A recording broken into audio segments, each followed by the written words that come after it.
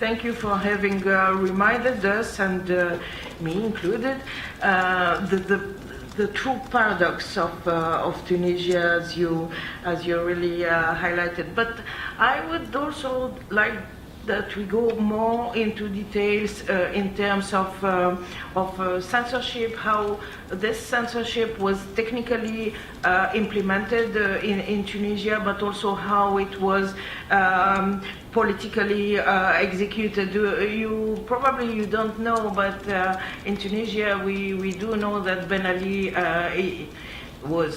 he's still alive. So Ben Ali is a true geek and fond of the internet and of ICTs, and we know that he was directly supervising all this censorship process, the infrastructure in Tunisia, etc. But Moez, could you please tell us more about this? Thank you very much, Meryem. I'm very glad to be here for my first time, and I think that I'm very lucky because if the revolution didn't happen in my country, I could never be with you today, and whether as a CEO of IGI or as a citizen, Tunisian citizen. So you have to know that during the regime of Ben Ali, the main topic of your conference today, freedom, privacy, and computers or internet, was considered as a forbidden topic. It's simply a taboo. We cannot talk about it. We cannot discuss about it in our countries and whatever in the world. So today we are lucky to, as a Tunisian, as a representative of the Tunisian government, to be here and explain to you how things went during the regime of Ben Ali. You know that before the historic Tunisian revolution, it is inspiring in many countries in the world, ITI was linked badly to the political regime. In other words, ITI was one of the available tools to control internet, to control contents on the internet. Excuse me, ITI, could you explain what is ITI? Is the internet, the Tunisian Internet Agency. It's in French, so Agence Tunisienne de l'Internet. We say ITI, so it's like an abbreviation and very well known in Tunisian and also by censorship. You know that, so during the regime of Ben Ali, ITI was labeled by Amar 404, which is very famous today in Tunisia. Also by bloggers, they say Amar 404 is ITI. And Amar 404 stands for the error. When someone wants to enter a censored page, he say, okay, there is a 404 error. So bloggers say, okay, it's a kind of person that is behind the computer and say, okay, this is censored. So Amar is the name of a person, and 404 is just a label of that error. So it's kind of funny, but today I assume after the revolution that this, okay, ITI was Amar 404. And I think that this label will continue to be. We cannot really ensure a good transition for ITI or for the internet in Tunisia without trying to explain to a person how we are working and how Amar 404 did for all the censorship in our country. So before the revolution, we had many institutions that were working for the regime, and Ben Ali was supervising all the tools for the internet control. ITI was charged to maintain, to operate, to install, all those equipments. And those equipments are still in our technical centers, but they were operated by different persons that belonged to different institutions working for the regime. So those persons, maybe I can say that the President Ben Ali himself could, in a different way, and use our equipment to parameter and to say these sites would be filtered and this is not. And I think ITI, after the revolution, now we are committed to explain to people how things went in how things were during the regime, because it's our duties, and we say that we have to be transparent and to be neutral.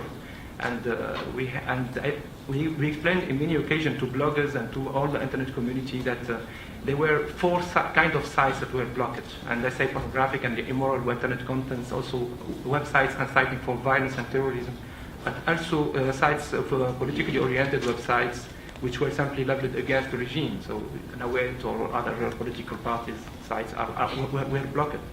and also websites dealing with members of the ruling family. You know, Ben Ali and his wife, Travelsi, the family of Travelsi, were also considered for the censorship and for the internet. And in this, for instance, also I can mention that YouTube, for example, the video sharing and Daily Motion were censored. And this is because just for some videos showed some videos showed Ben Ali, family of Ben Ali, or some jokes about Ben Ali or something like that. So the decision was to block all the video sharing per platform. And you know that in the 13th of January, just one day before, the president himself asked an order to abolish all censorship, and that was a decision just one day before he left the country.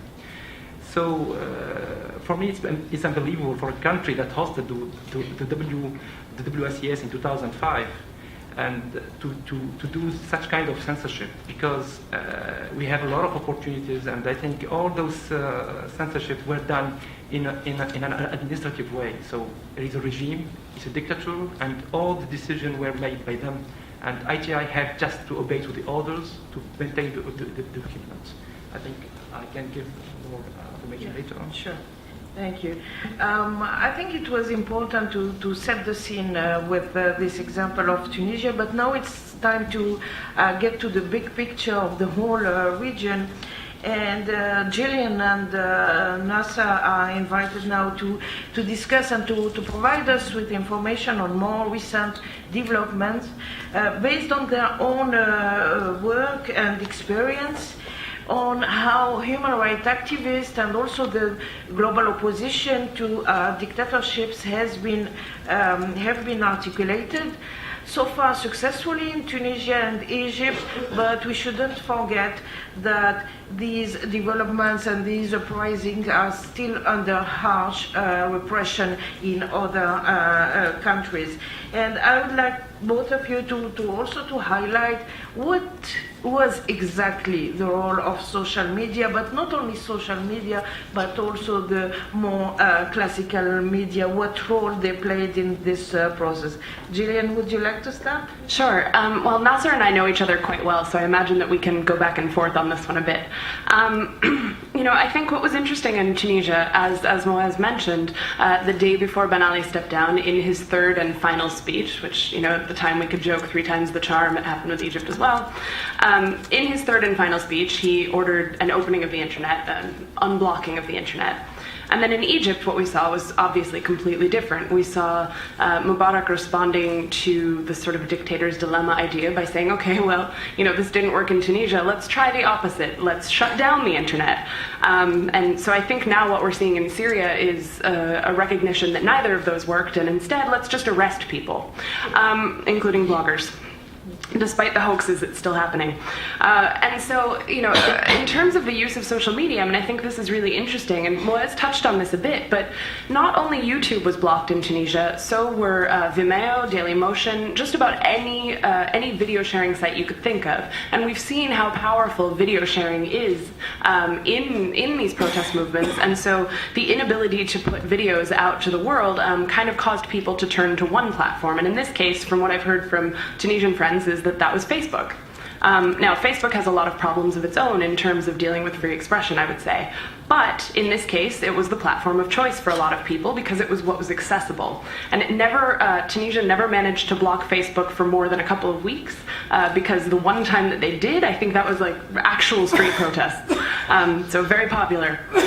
But so what you saw was in Tunisia, you had really people rallying around anti-censorship. I mean, that became kind of one thing that everyone could agree upon because it affected everyone in their daily lives. And I'm sure many of you have heard of Ethan Zuckerman's cute cat theory about how, you know, when censorship starts to impede upon your daily life, or you're looking at lolcats in this case, you know, you're more apt to go do something about it.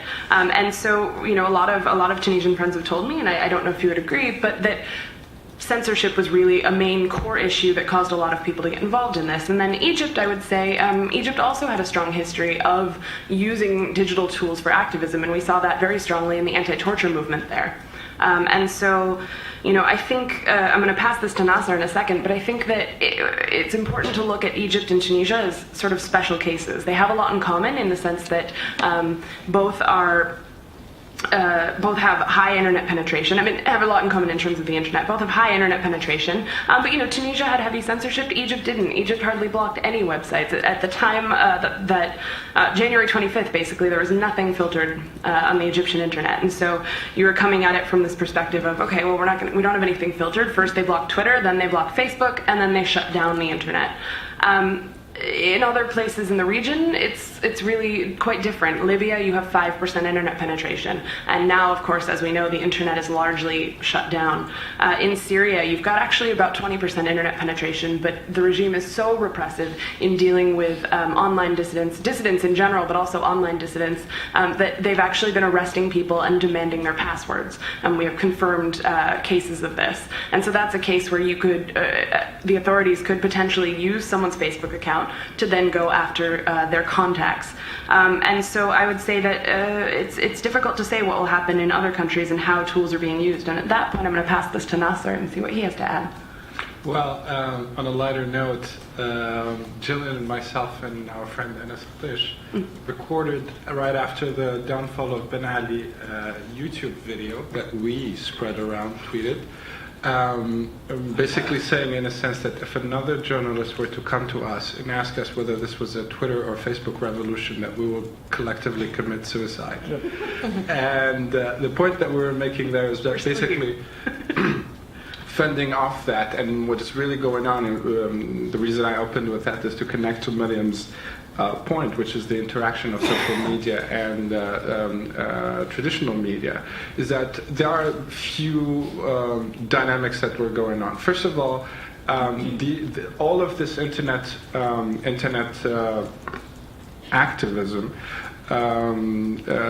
which, by the way, people are still struggling to define. For me personally, started this adventure as early as 1995, and through my organization, the American Islamic Congress, we've been dealing with this issue since at least 2005, and we started progressively growing with the scene as it grew organically. First there was excitement about the blogosphere, and then the realization that the blogosphere, just blogging, isn't per se a major breakthrough, and then realizing that you needed to find a way to take online activism back to the real world, and then figuring out ways to implement that actively. We developed a theoretical model that we implemented in order to solve that problem. But how does media fit on a traditional and social media fit in all of this? Very simply, you see, when Tunisia blew up, and that's my personal choice of words, traditional media did not care.